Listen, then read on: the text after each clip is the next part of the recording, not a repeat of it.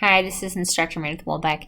Just a quick walkthrough on how to copy and paste so that you have timelog1 and timelog2 in the same file. So the first thing you want to do is you want to make sure that you have both your timelog1 and timelog2 files open at the same time on your screen.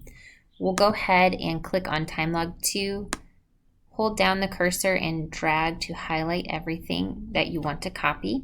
Once everything's highlighted, you're going to press Control and C at the same time on your keyboard. That will copy the content. So we've got timelog2 content copied. We're going to go ahead and click over to timelog1 since that's where we want to combine everything.